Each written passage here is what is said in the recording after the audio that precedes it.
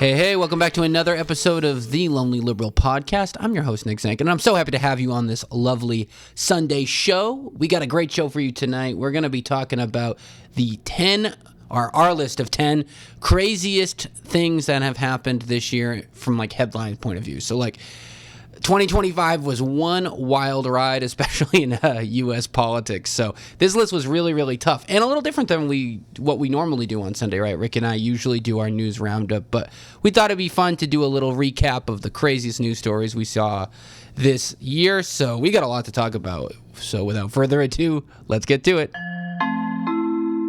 And we are back with Rick. Rick, what's up, man? Hey, not much. How are you doing? I'm feeling pretty good.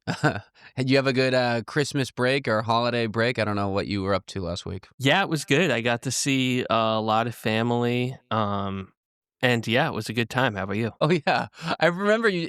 I know now what you remember. Do you think you could tell the taco story on the pod, or is that not tellable? No, I'll leave that out. Okay.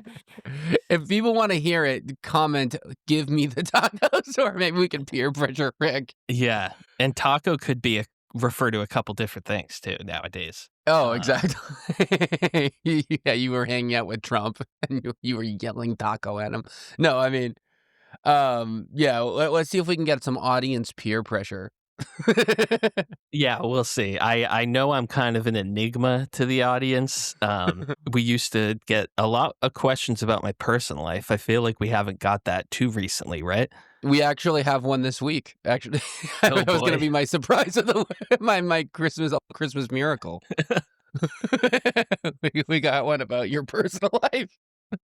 We could save to the end of the show for the audience to stay tuned. But no, I mean, I had a good Christmas too. Yeah, always nice. Christmas is probably my favorite holiday, which I know is a little bit of a basic answer, but nowadays with so many people loving Halloween and saying Halloween is their favorite, I feel like almost Christmas is now not so obvious as a choice. Yeah, did you watch any Christmas movies? I watched the Charlie Brown Christmas movie, which is a quick one. It's like 30 minutes long.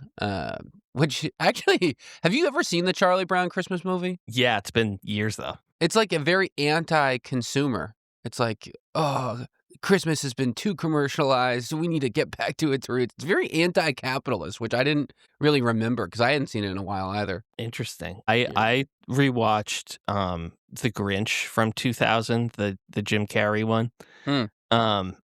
And I still can't decide if it's a good movie or one of the worst movies ever made. Like, I feel like the millennial generation considers it like one of our Christmas classics along with Elf, but it's pretty terrible when you really sit down. That's not so surprising that it doesn't hold up. No. It somehow costs like $100 million to make, and it looks like it takes place entirely on like a shitty Hollywood set from the 70s. Like, it looks so cheap. Strange. All on costume for the Who's. Yeah. The Who film, just to get the nose right. Yeah, the fake nose must have driven up that budget. Right? That's like half the costume is the nose. It's funny.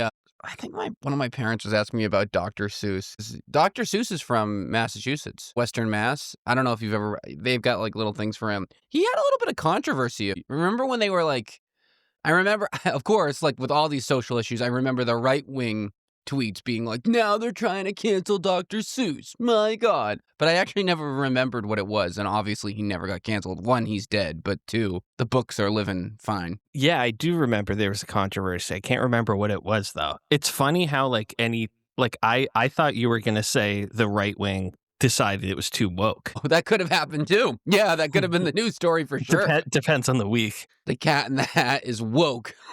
Thing one, thing two, why aren't they gendered?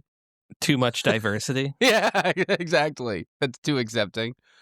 But today we got a different type of show. Usually we do the news, right? This week, which will start as an annual tradition on the show. This is our first end of the year as a podcast. We will do a recap of some of our craziest headlines of 2025 / news stories / things. We both came up with a list of 5, but we were talking before the show. I mean, this list runs deep. We could be here all day. Yeah, I was surprised how many insane stories there were looking back through my notes from the past year. It was very difficult to narrow them down to 5. And as you'll hear, some of my 5 are more like categories, like Trump and ICE related news stories. So Like a some of it's, clump. yeah, because it was just too hard to pick one story. But there's a lot of insanity that I think it's easy to forget with how much like newer insanity there's been. Exactly. Like, it feels, when I was looking through some of this, I was like, oh yeah, he did do that or whatnot. But before we get into the list really quickly, we didn't really talk about it too much a couple weeks ago. This is like a 2-week-old news story. But the week of the Brown University shooting, there was the Australia shooting. Do you remember that? That happened a couple weeks ago. It was, I think, eight people died. Obviously, tragedy. It was related to Hanukkah. And in Australia, obviously, famously, is always used as the example of not having shootings, so they haven't had a shooting in a long time. But did you hear Chuck Schumer's comments on the shooting in Australia? Did you see the clip of him talking about No. it? Okay, I wanted to play it because, we here on this podcast rail on Mr. Schumer for not being a, authentic guy, maybe not really caring as much as he should about certain issues. And then I heard this clip and it made me laugh really, really hard. Remember, this is a shooting that killed many, many people on Hanukkah, and obviously Chuck Schumer is a Jewish man. So listen to this, Rick. And of course, I'm going to say a few words about the terrible shooting in Sydney, Australia. Okay? So, and first, of course, as I always say, no matter what, go Bills. They beat the Patriots today. It's a big deal. What? Are you serious? That's real. That's not edited. That's a real clip. What is wrong with this guy? He's so bad. He is checked out into a different world. It's I don't know. unbelievable. I don't know where he's living. What the hell? How? I mean, like, what? What do you mean we have an authenticity problem? We care deeply. Shut the hell up. It's so ridiculous. They don't care at all. That's so. It almost seems like he's bothered at the beginning too, because before he said "Go Bills," he's like, first of all, I want to talk about the Australia thing. Okay, like the way he pauses. I It's know, like, totally. Are we bothering you right now, Chuck? He just wants to talk about the Bills. That's insane. And not even a playoff game, by the way. Just a regular season game. It wasn't that big of a game. Anyway. Yeah, that's insane. I mean, you have to know, like, if you're gonna mention them, you do that at the beginning. You don't give a preview of a tragedy, then talk football, then go back in. You can't go, I'm going to first talk about a massacre on Hanukkah in Australia, but first, go Bills. They beat the Patriots. That's a very big deal. Anyways. Use code Schumer on DraftKings. Exactly. Place a big bonus bet using code Schumer and get odds on your parlay. It's just such a sad display from that guy. That could have been on my list. Chuck Schumer acting like an absolute idiot all throughout the year. Yeah, struggling to wake up. Schumer's just an inability to get up. That's definitely a story of the year. But yeah. Anyways, I just wanted to play that before we moved on because I saw that and I was just like, "You got to be kidding me! This guy is such a jerk. He's awful." But let's get to the list. So why don't you give us your number 5 on the crazy stories of the 2025 year? Yes. Slightly outside of politics, but connected. The P. Diddy investigation and trial. Ooh, that's a good one. Yeah. So let's remember that at the beginning of 2025, federal agents reportedly seized 1,000 bottles of baby oil from Diddy's Miami home. This is a good one. Along with sexual paraphernalia, guns, computers, and communication devices. Then in July, he was actually acquitted of the more serious charges of sex trafficking and racketeering. He was only found guilty on 2 counts of transportation for the purposes of prostitution and was sentenced to 4 years in prison. And also, let's not forget that Trump is considering pardoning him, Yep. saying that it depends on how much Diddy likes him, and that will determine if he'll pardon him or not. He said, I would certainly look at the facts if I think somebody was mistreated, whether they like me or don't like me. That's it, right? And just the documentaries done by 50 Cent too, the recent one, and how smug he's been getting his big "I told you so." That's been a great part of the storyline too. Their beef. Yeah, he's really been on kind of a championship celebration, like He's been like, yeah, what did I tell get you? I get that you were right, 50, but it's kind of a pretty serious It's pretty sad. trial going on. Poor people. He's smiling like ear to ear in every interview. He's like, oh, who would have thought? He's so smug about it, which, hey, fair enough. That's a good one. And it's definitely one of the biggest stories of the year by far. Like, just with how much it's swallowed up, brain space. Yeah, exactly. What was yours? So my number 5, it wasn't probably as I guess it depends where you live. My number 5 was Trump trying to say that Canada is the 51st state and just like, is generally beefing with Canada so much. And, yeah, that's a good one. Right? One, because I just didn't see it coming. Like, I would have never in a million years thought a big storyline was going to be the U.S. and Canada fighting because Trump says it's actually not a country. And I just feel like that set the tone so much for what this year was like, because it happened in the beginning. And one thing that's so interesting about it to me is that Canadians are, rightfully still very pissed about it and like haven't like forgiven him. And I think it will really affect the relationship for a really long time. And yeah, I feel like saying that Canada is actually a state, and not only was this insulting, it actually swung the election in Canada. Remember? The right-wing guy was going to win, and then Trump started doing all this crap, and then the progressive ended up winning, Carney.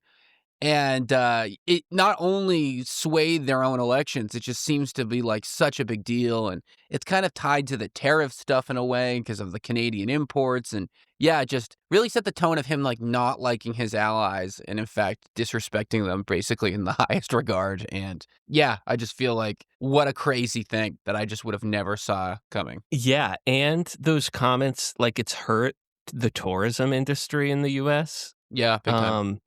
Which is kind of interesting because that's the industry Trump was in his entire life, was tourism and hospitality. And yet it's like his own ego and stupid little comments that end up damaging the only industry he's supposed to be an expert in while he's president. It's unbelievable. It's and it should be the easiest relationship of all time to manage. Canada and the U.S. It's like, right. What a gimme.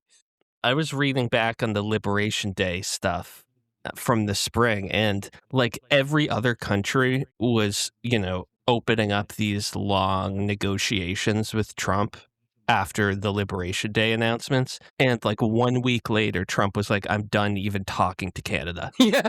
Like, I'm just done. And it's like, you're negotiating with North Korea and an island with polar bears on it. And like, you're not willing to talk to our number one ally more. Without a doubt, biggest ally, the most peaceful, lovely country in the whole world, maybe, like Canada. They're the nicest people in the world. Famously nice. Their slogan is "I'm sorry," and I just unbelievable that he somehow managed to butcher the relationship with Canada. So that's my number 5. But what do you got for 4? Very similar train. I have just Trump talks about himself. Oh, that's a good one. And I only picked like the 3 most notable, craziest ones from the past year, but there's like a dozen more examples. These are all from since Trump has taken office again. He's pushing for a 3rd term. He said, I like working. I'm not joking. It's not too early to think about it. There are methods which you could do it. Talking about a 3rd term. Later on, he said, a lot of people are talking, saying maybe we like a dictator. Yep. I'm not a dictator. I'm a man with great common sense. Yep.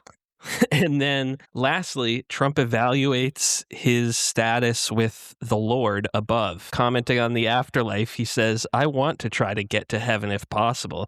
I'm hearing I'm not doing well. I'm really at the bottom of the totem pole. But if I can get to heaven, this will be one of the reasons." Live on Fox News. He's just, he's pondering his case for heaven. Yeah, so always interesting to revisit how the President of the United States sees himself.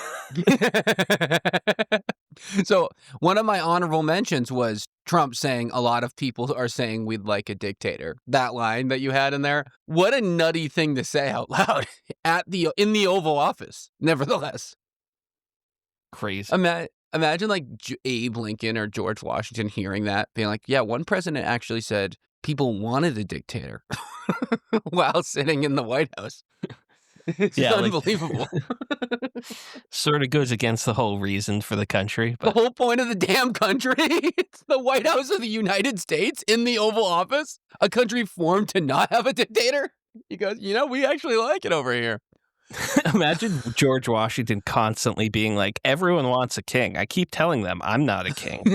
I could be a king if I've you got really great want a common king. sense, Abe Lincoln going, look, they're begging me for a king. They're saying, please be king. And I'm just saying, and who is saying that? Who are a lot of people that he's talking about? The president of the United States saying in the Oval Office, a lot of people want a dictator. Is a crazy. And him talking about if you'd get into heaven or not was wild. that was wild. That's a good one. His random kind of inner monologues coming outside. Becoming outer monologues. Yeah, like he's not a very self-reflective man, but when he does, there's usually some good stuff in there. It's usually publicly and embarrassing. No, that's a great one. So my number 4, it's kind of a cheat because it's kind of a clump, but I said inauguration day shenanigans. And there's 3 things that kind of fall into this.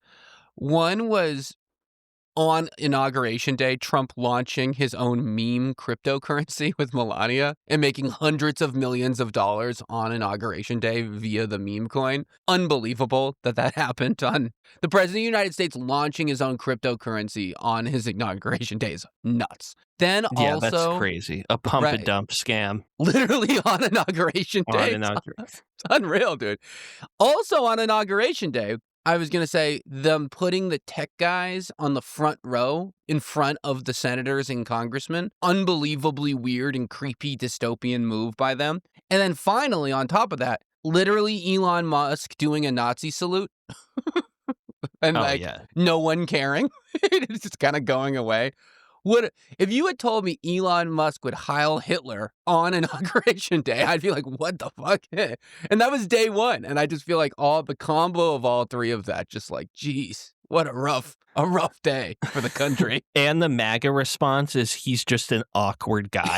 That was the defense of the. I've never heard that. I've never heard that for defending a Nazi salute. They go, he just does weird poses, and they're like, but he just kind of moves in weird shapes. Like, even if you don't think it's that, you usually avoid that. What were they saying it was? He was my heart goes out to you. And he was grabbing his heart and spreading it to the world. That was what it was supposed to be. Give me a break. Yeah, that was a good one. I forgot about some of that stuff. But my next one for number 3 is actually Elon and DOGE. Oh, good. We'll talk about it. So just broadly, Elon gets basically temporary control over the executive branch of the federal government. Yeah. Just because he's Twitter friends with the new president. Yeah. And then they beefed. And they had Twitter beef. Yeah, they had a falling out a few months later due to Elon hating the big, beautiful bill, saying he's going to start the America Party if it passes. But let's not forget, in addition to just the whole disaster that DOGE was, and they ended up, having to rehire most of the people they fired, and it was a complete mess. Let's remember Trump and Elon appointed a 19-year-old known as Big Balls Yeah. to various positions within DOGE, real name Edward Korestein. He served multiple positions within 3 months as a 19-year-old, which is kind of a crazy career path. This guy's on a real heater, like for a career. Yeah. And then, so in addition to the falling out, there was a story around that time by the New York Times that said Elon Musk was on so much drugs in the White House that he developed bladder problems. Yeah, he was on so much ketamine. He was regularly taking ketamine, ecstasy, mushrooms, and Adderall. And yeah, like you said, so much ketamine that it created a bladder disorder. So yeah, just in general, Elon given control of so much of the federal government and then causing a complete tornado and then fighting Trump and leaving. That is my number 3. And you could include too the Tesla drama, like people all around the world like burning Teslas and like vandalizing Teslas.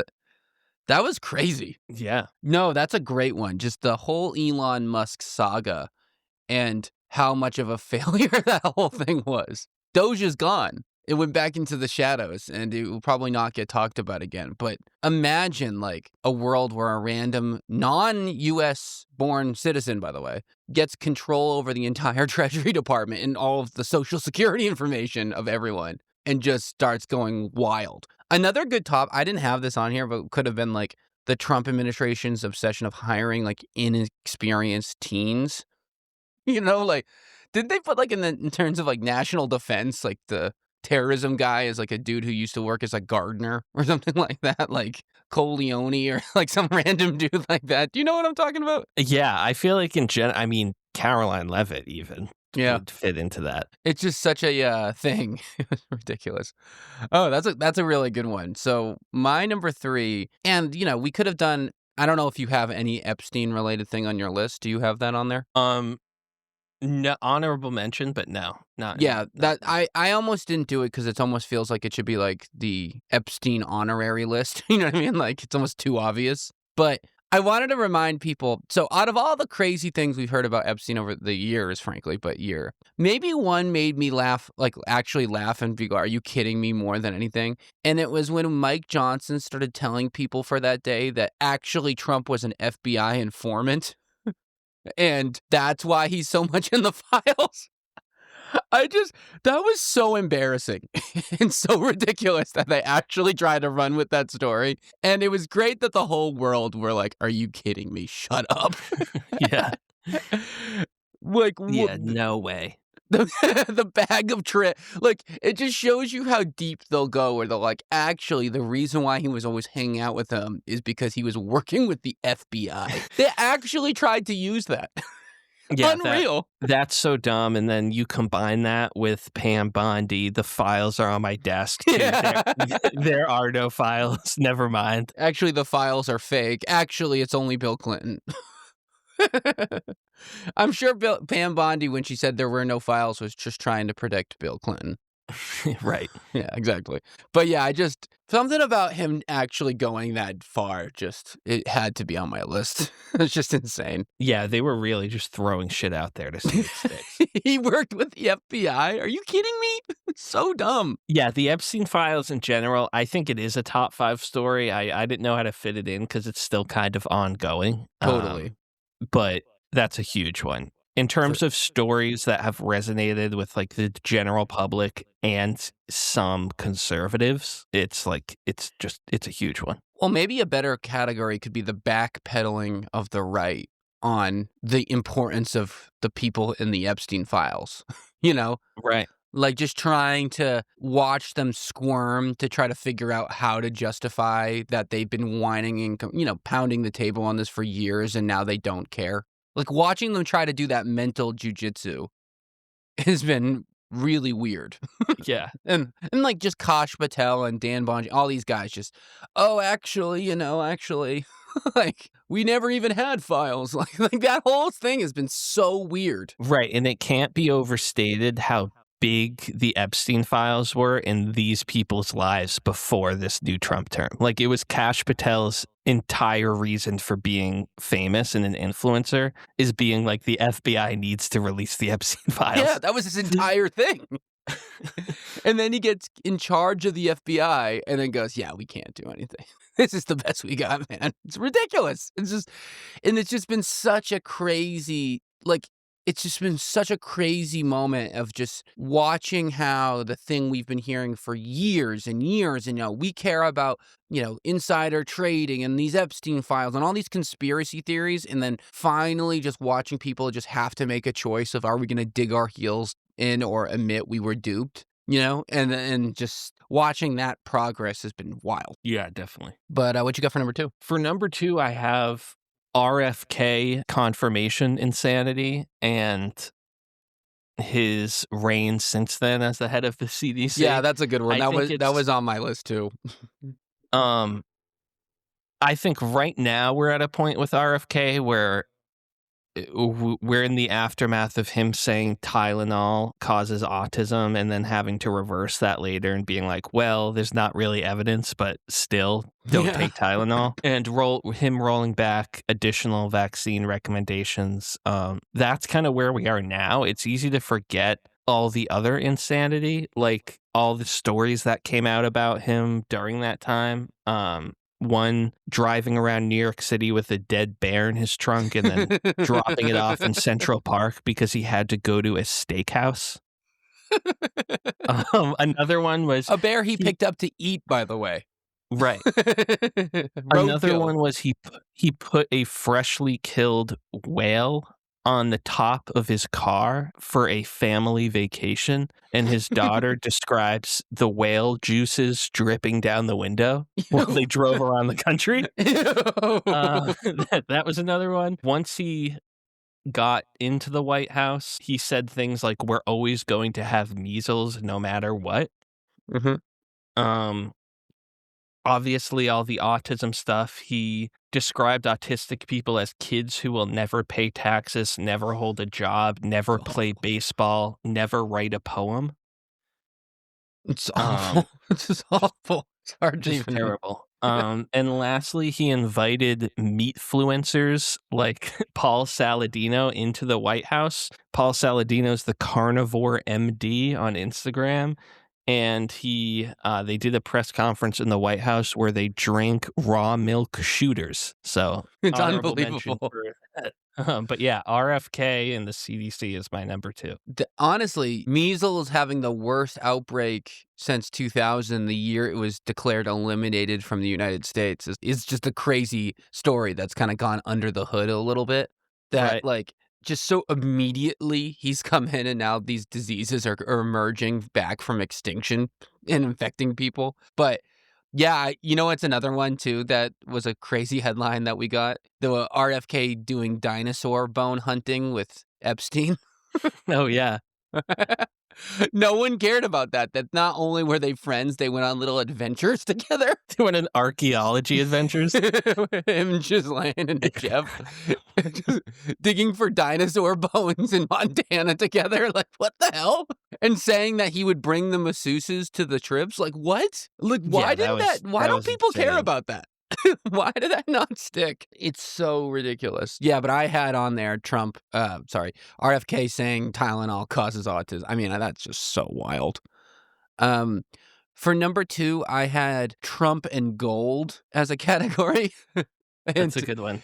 And it's just not only, him painting the White House gold, not only, the president of, the CEO, Tim Cook, whatever, says he calls him Tim Apple, giving him golden trinkets to try to get favors for him. Not only Trump building a $300 million golden ballroom at the White House, but also announcing his own visa called the Gold Card that only is for millionaires. You have to buy it for $5 million, and you get a free green card. Just, it's such like a shticky, like kitschy thing about him and gold, and just how much he's leaned into that this year has just been something else. Especially with him getting elected because inflation was bad and him promising to bring down prices. And then every day there's just like some new king in the White House handing him gold and being like, this is not a bribe. Oh, you know what we could have done? Speaking of which, I didn't even have him accepting the Qatari airplane. Oh, yeah. And just taking a bribe completely out in the open, and then people just going, well, yeah, what do you want? And you're not going to take a free plane? Right, you're not going to take it, and then a week later, like, well, we have to use the plane. We're not just going to take it. It's like you're already flying on it. It's just this huge $100 million plane, and then like a month later, them getting like an air base in like Indiana or whatever, like, and then him being like, it could have been anywhere. Or him, or a Qatari company investing in his crypto company too, like a week later. It's like, oh, those are just totally unrelated. Like, are you kidding me? Like, it's so blatant. But yeah, it just feels so comical. You know, it's so obvious to like compare it to Versailles, you know, let them eat cake, you know, 60% of the country living paycheck to paycheck, and him literally building a golden ballroom. Or Caroline Levitt saying the president's main focus right now is the ballroom. Him clearly only caring about the ballroom. It's just it's so crazy. Insane. And it's so uncommon. Like, this isn't normal. Like, well, presidents don't just usually start making renovations like this. No, he can't help himself. And honestly, like, let him renovate the ballroom if that will take some of his focus away from other things. Well, remember him on the roof? And they were like, Trump looks sad on the roof. And that was a whole news story 1 week. That could have been on jump. Don't jump. Oh, hi. Just looking around. Some say people want me to jump. He would like me to jump. Some say I could fly. Maybe I could fly. I don't know. Who's to say I can't fly? It's just unbelievable. That reminded me of from the first term, the solar eclipse when he stared directly at it. Remember that? Yeah. Nigga, whatever you do, do not take the glasses off. And he takes it off. Just look straight at the sun. He had a lot of bombshells that first term. The why don't you guys drink bleach to get rid of COVID? There was a lot of wild claims that have gone on. It feels like another time ago. Like, remember Sean Spicer? Yeah. Whatever his name was. And remember, he was in like an Easter bunny suit for some reason. Time. Oh, we didn't even talk about the egg roll. we had like many news stories about that egg roll sponsored by Budweiser. There's so many news stories. But anyway, what's your number one? What do you got for one? Number one, unfortunately, it has to be ICE and immigration. Yeah. I think obviously a lot of stories fit into that, but you know, just to run through a few, deporting legal immigrants, detaining U.S. citizens without due process, using individuals' social media to look for excuses to deport people. And that includes support of Palestine. And in one case, they deported a Norwegian man for sharing a meme of J.D. Vance's face. Yeah, the bloated J.D. Vance. Yeah, the bloated J.D.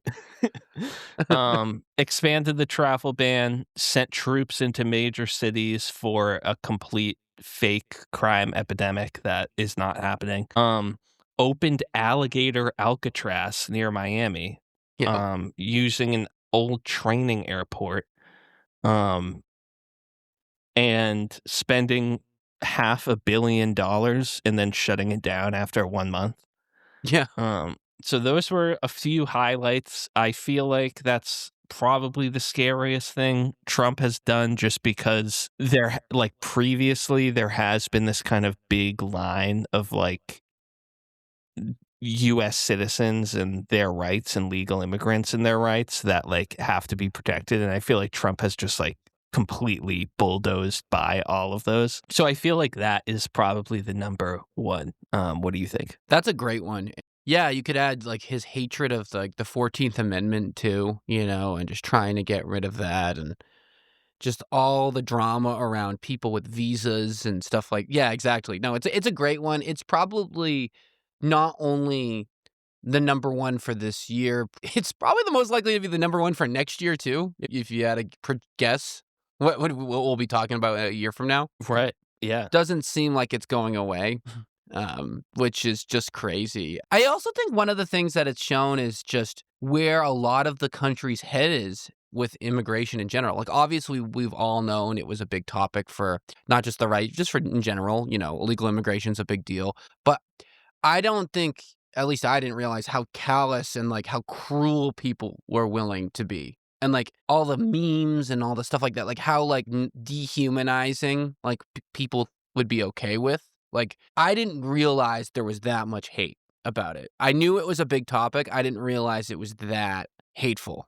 And I think that's been really exposed this year. Yeah, and that's just like people living in complete different worlds with how social media and algorithms have like put people into these different orbits where they're not seeing anything else. And you talk to most Trump supporters and they'll just keep reiterating, we have to deport violent criminals. They're murderers. Like, they keep going to their murderers and rapists part, which, like, I don't know anybody that says we shouldn't deport like murderers and rapists. Like, that's not that controversial of a thing. And every president has said that. So it's like kind of just a disconnect of what is happening and like the way people take in news. I feel like that people are just more like siloed than ever. No, that's probably the story of the year in terms of just like watching the echo chambers grow one by. Yeah, no, totally. It wasn't my one. It was an honorable mention. I don't know why I didn't put it, but it definitely could have been one. It's such a good one, but like I said, it's just so hard to sort these lists out. Yeah, no, I think that's a very good one. My number one was just the tariff drama. Like you were saying earlier, like just watching the tariffs cause so much ups and downs in the economy. Like, it's sinking the economy. Then Trump always chickens out. Then the Liberation Day, putting tariffs on Penguin Islands, like taking tariffs off China, and like just watching it. And then him saying, oh, they don't raise costs. And then saying, well, we have to take them off because they're raising costs. And actually, we're going to pay the military with our coffers or whatever the hell. Like, the whole thing has just been so dramatic. And it just seems like something that was such a bust in real function and like caused such a huge issue with the farms and stuff like that.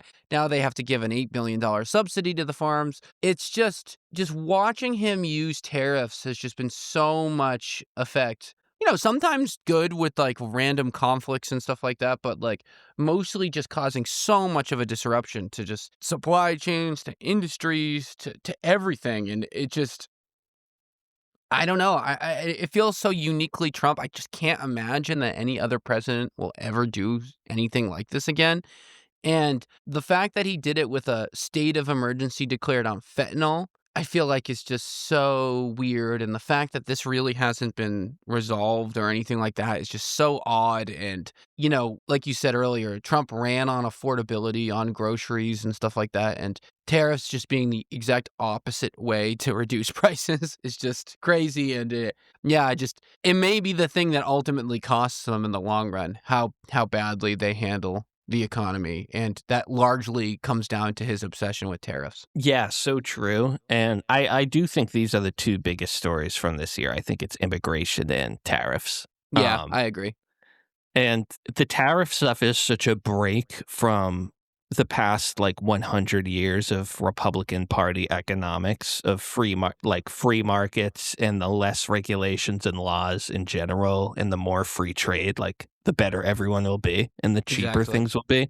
It's such a break from that. I completely forgot about the fentanyl justification for the tariffs because that's not even brought up. Like, in my mind, Trump is doing the tariffs because, his whole spiel about the other countries are doing this to us and they're screwing us over and this is how we get even with them. Like, it's kind of an economic fairness argument. And people forget that like the legal justification is fentanyl. Yeah.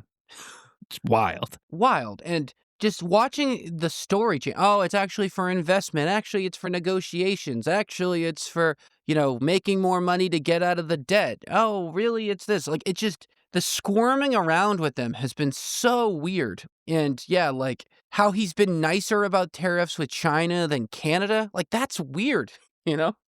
Like it's been very revealing how he views other countries. One we could have put on here, maybe it's an honorable mention for you, it's just Trump's and the administration's hatred of Europe. Oh, yeah. That was like out of nowhere. I didn't see that coming. No, and the Trump always chickens out, of course, has to be a part of this because as much instability that this Trump tariff stuff has caused the past year, it's causing less instability over time because people just aren't listening to him anymore. Because so weird. Because economics experts and investors are leaning towards Trump is probably lying most of the time versus probably telling the truth. Like they're like, if we had to bet our clients' money on it, we're betting Trump is lying and he's going to chicken out, which is kind of a crazy turn that but for the president of the United States, like getting that level of disrespect. It's wild. And I don't know. Yeah. Like, he had his little announcement a week ago. Like he still thinks it was a big win. They're going to still be running on tariffs next year. So I feel like we're not done yet with them. No. And what he's using the tariff money has also changed 45 times. Yeah, exactly. It was, lowering the debt. Now it's paying military members checks. Like it just never ends. It never seems to end. But that's a good list. Did you have honorable mentions? I did. I have some. What did you get? This is mostly from the first 6 months, I would say. But yeah, I have a bonus round. I call it Trump's Orbit of Insanity. And this is just a few highlights of stories of like Trump's friends and cabinet. And we already talked about RFK's animals. Of course, naturally. But yeah. This is just a few of Trump's friends. Obviously, the Epstein files.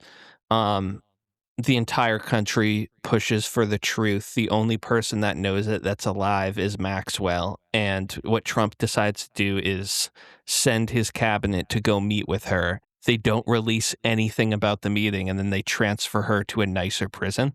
Yeah, move her to a Holiday Inn or whatever. Yeah, absolutely insane. But this is just a few from, Trump's close circle.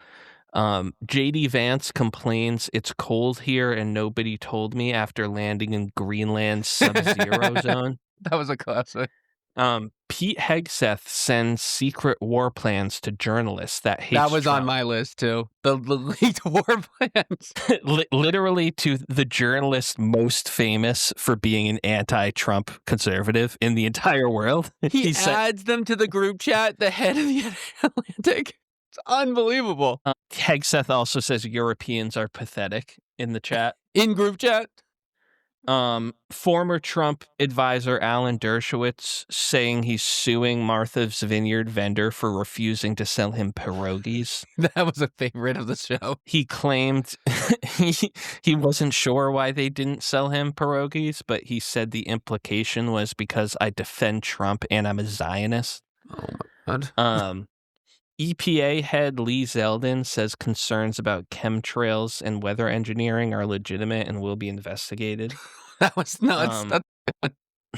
The head for the Centers for Medicare and Medicaid Services, Dr. Oz, says people on Medicaid should prove they matter. That's a bad one coming from. Yikes.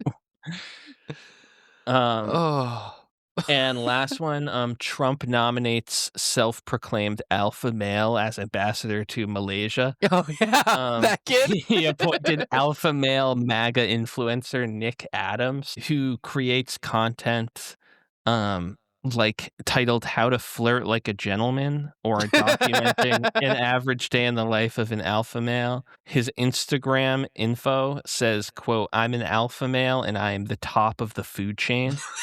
Sorry. And he's famous for his love of Hooters. So that's the ambassador to Malaysia. Well, sorry, Malaysia. We apologize to Malaysia. But yeah, just the cast of characters in this Trump term is so much crazier than his first term, which is saying something. Oh, yeah, you got Tulsi Gabbard, you got Lutnick, you got all these guys. It's been Caroline Leavitt saying the main base for the Democratic Party is Hamas supporters. Like, what? McMahon. McMahon. Oh, my God. The ending of the Department of Education. I had, kind of in this vein was, along with the war plan thing, which is wild, was the Trump lecturing Zelensky with Vance going, say thank you over and over again. That was terrible. Awful. What an awful moment for this country. Awful. The bullying of Zelensky. I had on here as an honorable mention, Trump claiming he stopped 8 wars and his whole Nobel Prize campaign, which was so cringy and just so much lies, like just wild. Yeah, him begging for a Nobel Prize, and then the best he gets is the FIFA trophy or something. A made-up soccer trophy. The FIFA Peace Prize.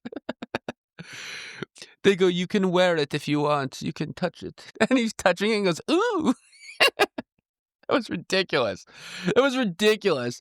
And then on here too, what else do I have? Oh, just how the promise of we're not going to get involved in foreign conflicts, then the U.S. bombing Venezuela, Syria, Iran, and amongst others. Like, we might be going to war with Venezuela in 2026, and that came out of nowhere. Yep. Like, we didn't even talk about Venezuela last year, you know? That was a real shock that they just started bombing boats off the coast of Venezuela, and basically no one in the country cared. And then lastly, and this one I thought about putting as my 5 because it's so wild, but Trump using the military as police for Washington, D.C., and then starting to threaten to do it in other major cities. That was wild. Yeah, that was absolutely insane. Like militarizing the Capitol's police force and then saying we're going to do that in every city. I mean, at the heat of it, that was probably the most fascist feeling of the year, right? Would you say that? Yeah, and I think the early detainments when ICE really started revving up and they were detaining college students for protesting Israel and stuff like that. I mean, once like we fully realized like, oh, they're actually like creeping on teenagers' social media to like imprison them, that I feel like reached a new level. Remember when they took that woman from Tufts? Who, like, because she had like wrote in a blog post or something like that, the woman doing her PhD, they unmasked, like they weren't identifiable as ICE, they just kind of grabbed her. That was a huge deal. Right. Yeah. But I think your point about the bombing other countries is significant too, because I feel like this new term of Trump is kind of defined by like him really leaning into America first. And Totally. like you no longer have like neocons or traditional Republicans in his cabinet. They're like this time they're all MAGA people, and they were really leaning into the like Joe Biden and Obama and Hillary are all part of this interventionist like establishment people in the swamp, and we're so different because we're putting America first and we're not going to get involved in foreign conflicts.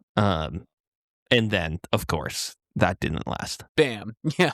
I mean, you could add to that, right? Him bailing out Argentina, right? They gave them a few $1 billion because he said he likes the guy. Right.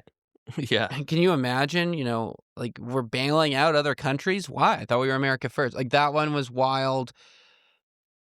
There's so many things. I mean, one kind of interesting thing too, like some of the main news stories we didn't mention that could have, like, were not so surprising, like him crushing renewables, especially offshore wind, him crushing like anything with DEI and all that stuff, and like removing all the language. And we could have done a topic too, I think, like the pettiness, like Trump, like that as a clump, the pettiness, like the renaming of things that, ending MLK Day as a free admission day for the national parks, like stuff like that. I feel like that's been a real theme this year. Yeah, for sure.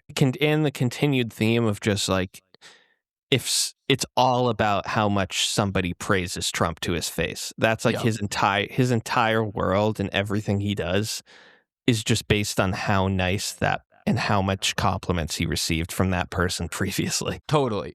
Kind of a positive one. I mean, I guess you could say shocking. Like, it's not ridiculous, but like a good shock. Would you put Zoran winning as like one of the more shocking events of the year? I mean, he definitely wasn't favored at all originally. Right. Yeah, I think that would definitely be up there because it was the most significant Democrat winning in this kind of mini wave of Democrat wins this year. And then Trump liking him and them getting along. That was a real twist. And Schumer refusing to endorse Zoran in his own state as the most powerful Democrat in the country. Yeah, that's definitely a top story. Like the Democrats failing to realize that their platform doesn't resonate with their base. That was pretty shocking. I thought they'd have a plan. Right. I thought we'd get something this year. We went through a whole 2025 and not a single thing from those guys. Yeah, and I'm glad we touched on Schumer a little bit at the beginning because he is the most powerful Democrat in the country. And he has just done very, very little in the past year. His flop this year is very noteworthy. He endorsed Janet Mills, too, so it's not like he doesn't endorse people in random elections. He'll endorse. Yeah, and remember he talked about like working out with Republicans and how they bonded. Oh my God, gym. that's how he makes his deals when they're sweaty on the exercise bike. Oh yeah, we didn't even talk about the big beautiful bill and all that stuff, all the greatest wealth transfer in American history from the poor to the rich. I mean, that could have been on there. Yeah, like that's no doubt going to be the most significant legislation passed this term of Trump. For sure. It's just he's causing so much harm in the executive branch that it's like not the most significant story. 100%. But yeah, in history, when they look back on it, that will definitely be up there. Like the biggest tax cuts for the richest people. Like it's wild. Like that's been a wild turn of event. Yeah, I mean, it was a tough list because we could just go on all day. There's so many crazy things that happen. Yeah, and it's just so much different than other presidencies, right? When there's like, you have weeks and weeks building towards like one piece of legislation or one executive action that you're talking about for like 2 months. And now you have so many stories of insanity every week. It's like tough to cover it. 100%. I mean, we didn't even talk about Charlie Kirk getting shot. That was a huge story. Yep. I mean, that could easily be on the top 5 because the drama that caused. I mean, just the really sad relationship the country has with shootings and guns and that not getting solved, that could be on there. But yeah, it's wild. But we have a few questions to answer. One of them is a little bit more general, and then one, like I mentioned off the top of the show, Rick, is definitely targeted to you.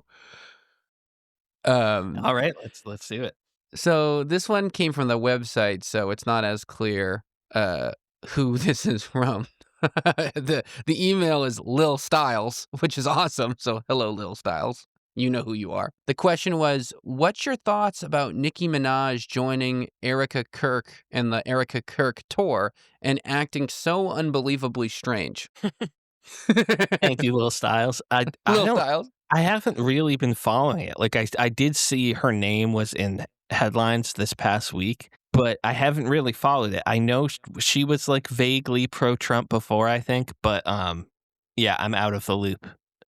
Yeah, to catch up, she's really gone full Trump, and now she's on tour with Erica Kirk doing her speaking about conservative values and so forth and so on. And obviously this is a big deal for 2 reasons. One, basically no like really popular artists are ever pro-Trump. Really, I mean, you got Kanye, I guess, but he had a rough 25. I mean, he's had a rough go, and then obviously you have the usual goon squad, the Clint Eastwoods and whatnot. So I guess that's pretty significant just to see another celebrity kind of be outwardly MAGA. But also, I think with Nicki Minaj, a huge part of her fan base is gay. Like the gay community loves Nicki Minaj and her music. So they're gonna be there. I think they're pissed about it. They're not happy about it. And I was reading something that she lost 10 million followers. I don't know what that really means, but can't be good for her PR. Interesting. Yeah, I did not know that. I mean, Erica Kirk has been an interesting character, and her relationship with JD Vance and will JD leave his wife for her and all that stuff. That's been a really funny and weird plot line. Yeah, well, it was a wild move to have fireworks go off and when she walked out at her husband's funeral, who got killed when he was like 30 years old. Like, what? In front of his children, like in a horrible, horrific assassination. And she comes out like a WWE event. Yeah, nobody planning that was like, is this kind of hitting the emotion a little bit wrong? The way that it looks like the 4th of July, but at a funeral. It's wild. And it's just like, and Vance, that was a crazy moment too. Vance going on the Kirk live stream and saying, dox your people if you see them criticizing Charlie. That was wild. The vice president doing that. Yeah, like cancel culture really came back roaring by Trump people. Like the new cancel culture, no doubt, is saying anything mildly critical of Trump or Charlie Kirk or whatever. And people try to cancel you. Marjorie Taylor Greene resigning because her and Trump beefing. That's a huge story. She was like his biggest fan. Right. I mean, that's not nothing. But yeah, that's a good question. I mean, I wonder if more celebrities will come out pro-Trump, you know? Do you think like that she could almost be like a break the ice moment, like where like they were kind of hiding and maybe biting their tongue and now they feel more comfortable? I think in certain parts of culture, we're already there. I mean, even the fact that Kanye, being how big he is, was so pro-Trump was significant. But we're kind of already there with the way that like Joe Rogan and stand-up comedy and obviously country music was already there. Yeah. Yeah, I think we're kind of, but yeah, I'd say like pop music and Hollywood, like actors are kind of the ones that are still really solidly anti-Trump. Yeah. So that's why it's kind of surprising. For sure. And yeah, I guess also bad. I mean, I'm surprised none of her PR people were like, you know, a good chunk of our fan is our gay, you know, the gay community. Like they're not going to like this. You going on tour with Erica Kirk. But she must really believe it. I mean, it's definitely strange. Nicki Minaj is not, you know, she's in her 40s, so yeah, she's an adult woman. She can do what she wants, but it is something else. But good question. That's a good question. We haven't really been talking about all the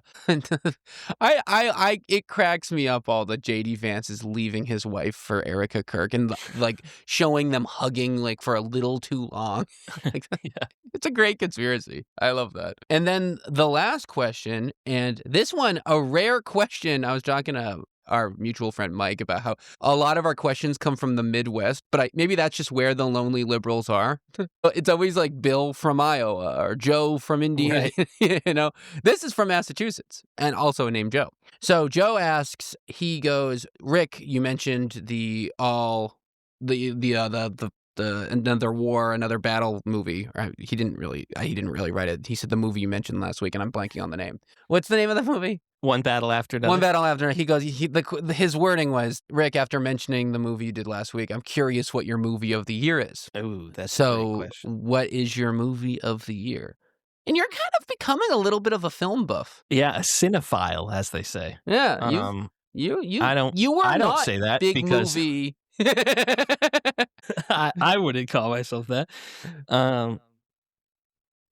Yeah, I hadn't seen many movies before like 5 years ago. A lot of the really big, famous like franchises, like Star Wars, Lord of the Rings, Godfather, like that. These I've seen those from all the within 80s the past few and years. Yeah. But movie of the year, I would have to say One Battle After Another. I've only seen probably 4 or 5 movies that actually came out this year. Because I have a lot of catching up to do from the previous 100 years of movies. Yeah, so I would say One Battle After Another, movie of the year. Show of the year, I think, is a little bit more interesting of a question. Because I just finished Chair Company, which was great. Yes, I like that too. I also loved Severance, and I loved The Rehearsal. Also, unbelievable seasons this year. Those are all great shows. That's a great list. Yeah, so I'll go One Battle for movie and show of the year. New show, I'll go Chair Company. But favorite season of a show, The Rehearsal season 2 was so good. with the flying Oh my God, stuff. absolutely incredible. How about you? Well, we share a brain. I guess not surprising. I mean, I don't watch a lot of movies at all, so I'm not a huge movie guy. I watch all I do is watch reruns of Seinfeld, basically. I mean, that's basically how I spend most of my time. And then, Hannah will have reality TV on. We'll watch Vanderpump Rules. This is a big part of what I'm watching.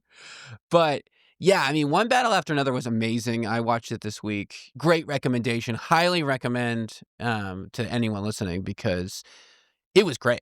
I thought it was super good, super interesting. If you're someone like me who gets nervous by a length of movie and you see that it's 2 hours and 40 minutes and you're like, uh-oh, I also felt that. And I'm telling you right now, edge of your seat the whole time. Absolutely great. Also, speaking of Chair Company and Tim Robinson, Friendship was really good. I like that movie this year that came out. In a very similar vein to the Chair Company, like that's a comedy that's filmed like it's supposed to be a horror film or a thriller, but is a comedy. I love that. I love it.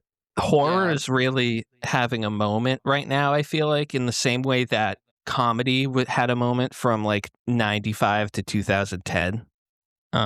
Which was great because when we were growing up, it was like the golden age of comedy movies. But now I feel like we're there with like horror, with like Weapons and Sinners, and Jordan Peele's movies are all fantastic. Like all these like horror movies written by comedians. It's interesting. Yeah, it's funny the kind of overlap where they kind of Venn diagram because they both rely on shock a lot, right? So it's interesting. Yeah, no, those were all good. I agree with you. The rehearsal season, it's probably my one. I mean, that was so good. That was like really great TV. That was like crack. It was so good watching it. You just wanted to binge the whole thing. Yeah, and like unexpected. Like after the first season, you kind of have an idea of the premise of the rehearsal, but then the second season, he just he commits so much that he becomes an actual pilot. So that was crazy. Yeah, and it's not it's similar to the first season, but totally different in the structure and the layout. It's better. I think it's much better than the first season. Which is good. I mean, I trying to think of anything else. Are you gonna see?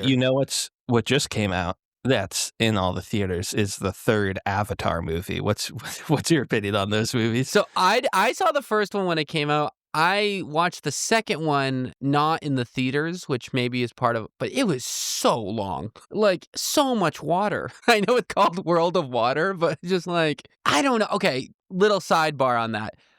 Alien stuff, I'm not anti-sci-fi. Like, I like sci-fi. I like Dune. I like Star Wars. I'm pro sci-fi.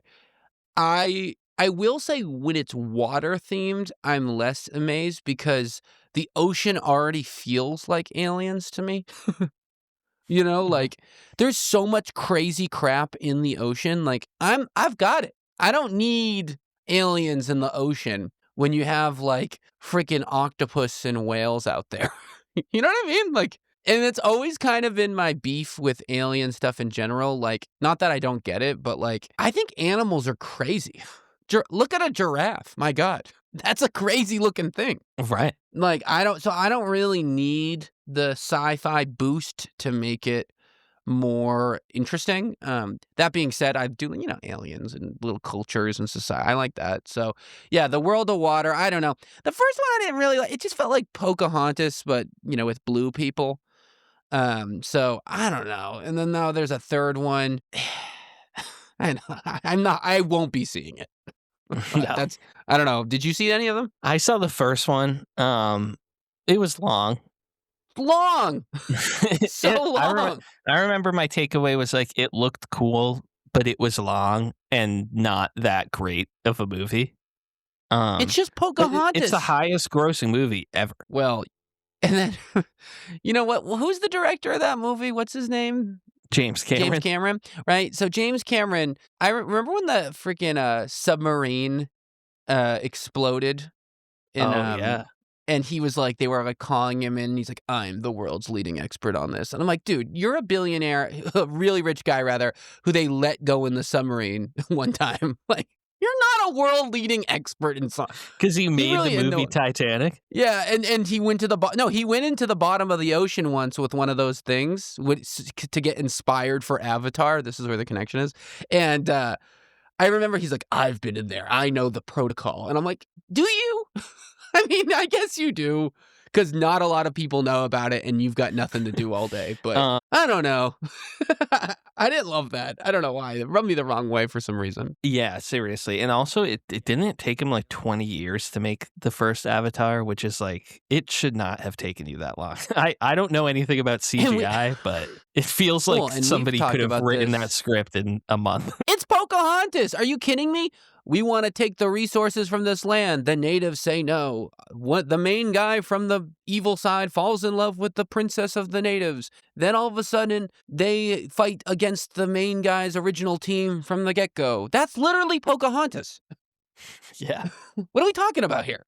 Like, this is not an original story. Like, it's original because they're giant blue people. Right. The blue people is what makes it. And also, we've talked about this on the show, but CGI just has not... I feel like there's not a big difference in quality of the CGI between the first one and the second one. And you would think that would have improved a lot given that they're like 10 years apart or whatever. Yeah, seriously. Yeah, like maybe the new one looks great, but I'm just not that into 3 hours. Good. Yeah, 3 hours is a long time in the movie theater too. Yeah, no, I'm usually, well, and you know, I'm watching Seinfeld. That's all I've got time for. Yeah, 21 minutes. 21 minutes of the red dot. That's what I need. Like, I'm not doing more than that. I don't have time. I have time. I just don't care. I'm not sold. But yeah, no, that's a good question. Are you going to watch Marty Supreme? That came out this week, and that's I'm guessing will be a big hit. Yeah, big Oscar contender. I will watch it though, although I do have a pet peeve with biopics. Like biopics, I feel like it's always, if you create like a 3-hour biopic about anybody, whether they were famous or not, it's like trying to get an Oscar at this point. Yeah. But biopics about specifically people we've never heard of, I don't know how. Like that Rock movie, The Smashing Machine, which is supposed to be like The Rock coming out as a serious actor. Like, I watched the UFC and I had never heard of the guy that he's playing. Yeah, I mean, that's these movies. Well, and you're right. They're like the cheat code for the Oscars. And they're like almost like modern day propaganda too, because it's like these like love letters to these random people, and you're like, did we ask for this? Do we want this? Yeah, it's like, can you believe Timothée Chalamet studied ping pong for 6 months before filming the movie? I guess now that's movie time with Nick and Rick. What do you think about Timothée Chalamet? A lot of people would say he's probably the best young actor out there right now. Kind of in that demographic bucket. I'm not big enough of a movie guy to really know yes or no. It does seem like he is the kind of new-aged star, like where he's selling tickets. But I don't know. What are your thoughts on that as being, our movie expert of the show? I'm no movie expert because I don't know if I've seen him in anything, honestly. Have you seen Dune? No, that's on my list. I still haven't seen it. That definitely, that's his big one, I feel like. And Wonka. And he was in the Bob Dylan movie. That was probably, speaking of biopic. Yeah. I should watch Wonka since I like the other two. I like the Johnny Depp version, which a lot of people did not. Yeah. I thought that was kind of cool. But yeah, no, I can't have an opinion. I think you're right, though. I think he is like the new, well-respected. He's like the Leonardo DiCaprio of like this generation. And there really aren't many like famous ones that are kind of like, I don't know, 25 to 35, I'd say. Like where I'd be like, oh, that's our best actors and actresses in that demographic bucket that are like reoccurringly in movies. Right. Yeah. By the way, I sent you last night a clip of terrible stand-up comedy, which I don't know if the listeners know this, but I like watching terrible stand-up comedy for like cringe content. That's one of Rick's pastimes. And did you watch the clip of Brian Callen? Yeah. It not only, so maybe you should tell that story really quick before we get out of here, because it is worth it. Yeah. So long story short, Brian Callen, who's like a 60-year-old stand-up comedian that's friends with Joe Rogan, and he's very much in the like conservative bro comedy sphere, I would say. Totally. And he's like very openly conservative, like more conservative Republican than a lot of the people in Rogan's circle. But he just released a new special, and it's so unbelievably bad because it's supposed to be like this. He clearly thinks he's like this genius philosopher saying like the deepest intellectual thoughts that anybody has ever said, but it's just so unbelievably cringe while also not being funny at all. But It's so basically, bad. the whole theme of this new special is like addiction to technology. And so he's building up this ending bit for like 15 minutes. And he's talking about the Bible and how the Bible warned us all of the dangers of temptation and distraction. And then literally the last sentence of this hour special is him taking out his phone and going, I think it's very fitting that this device that we're all so addicted to is called the Apple. Thank you, everybody. Have a good night. Good night. I'm Brian Callen. Good night. It's and so he's unbelievably expecting cringe. a roaring applause, and he just gets nothing. You hear people go, oh. Oh. You hear people groan. And it's so funny because it's also called an iPhone, not the Apple. Like none of it makes any sense.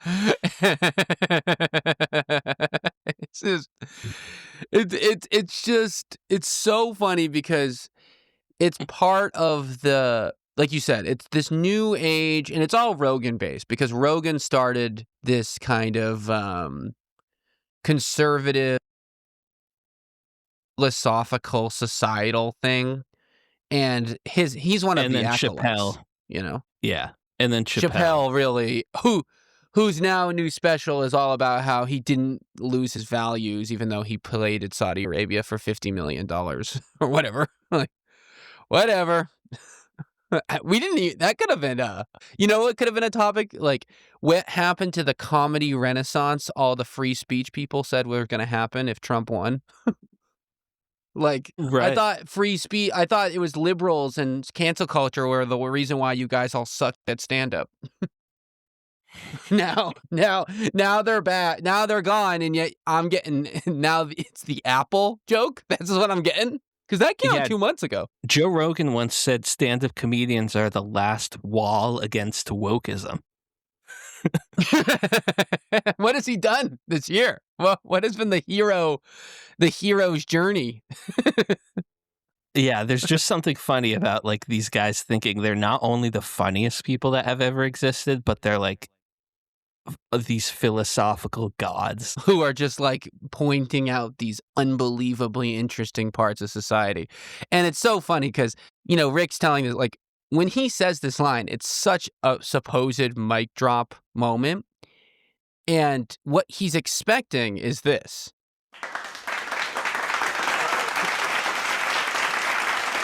But what he gets is this. Oh, brother, this guy stinks!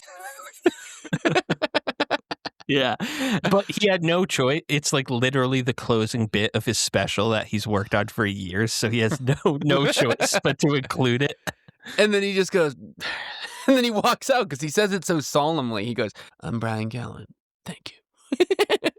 Just like Adam and Eve, this device in their pocket is called the Apple. Whoa, I'm Brian Callen. It's ridiculous. So dumb. Whatever. What can you do? And that's 2025, folks. We'll be back in the new year. What a year. Thank you, everyone, for listening. Yeah, thank you so much. And what are your top things? We want to hear from you. What do we think we missed them? What do you think of our order? You can email us in at thelonelyliberalpodcast@gmail.com. Comment on YouTube, the website, whatever, because I'm curious what you guys think. Yeah, for sure. And yeah, thank you. Thank you for a hell of a year. We started in, I think, March, end of March, early April. We've amazing. Honestly, we've done it's been awesome. So we got another year in store. Big year for the pod. Big year for the country, hopefully. And unfortunately, we'll have a lot to talk about. So we'll see you in January. Have a good New Year, right? You doing anything for the New Year? No plans. How about you? Yeah. No huge plans yet. I was laughing because I was thinking we just watch cringe stand-up comedy. That was my New Year's. Yeah, I'm just watching like Brendan Schaub comedy. Saying dicey over and over again. Dicey. That's my calling card. That's my bit. Anyway, all right. Well, thanks, Rick. See ya. We'll Thanks. talk later. And that's our show, folks. Thank you so much for listening today. If you like the show, please give it a 5-star review wherever you listen to podcasts, or even better, you can do me a big favor and tell someone about it. Word of mouth is this show's marketing team. So, yeah, let people know about what you think about the show. And more important, well, equally important, that would be very important, would be let me know what you guys think. What do you think of our list, right? You can either write us in at thelonelyliberalpodcast@gmail.com or just comment on the YouTube link or whatever happens, because I'm really curious what you guys think. If you think we missed anything, we didn't like our order, all this stuff is super interesting, so I'm excited to hear from you guys. Have a great New Year. I'll talk to you again on Wednesday. Actually, is New Year? Maybe I'll talk to you on New Year's, before New Year's. I'll talk to you at the end of the year. We'll catch up. All right. I'll talk to you later. Bye.